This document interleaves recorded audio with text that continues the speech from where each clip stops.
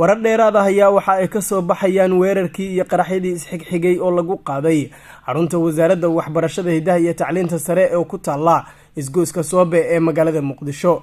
waxaa la xaqiijiyay in dhimasho iyo dhaawac ay ku noqdeen qaraxyadii lagu weeraray xarunta wasaaradda waxbarashada oo ku taala agagaarka laamiyaraha Soobe wariyaal iyo saraakiil ciidan oo ka tirsan booliiska Soomaaliya.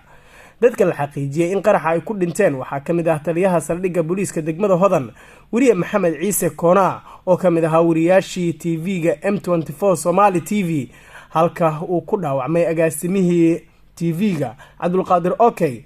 Faysal Cumar oo ahaa sawir qaade iyo wariye Ciise Cabdi Ciise oo ka mid ahaa shaqaalaha wasaaradda waxbarashada. sidoo kale waxaa jira dad shacab ah oo aad u fara badan kuwaas oo qaraxyada dhimasho iyo dhaawac ku noqday, iyada oo dadka badi dhintay ay saarnaayeen mootooyin bajaaj ah xilli ay marayeen wadada hormarta xarunta wasaaradda waxbarashada oo ciriiri badan uu ka jiray.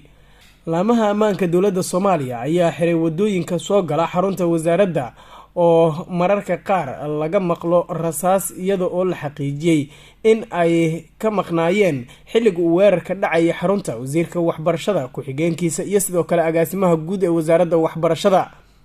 Cabdinaasir Socdaal, Bilan Radio.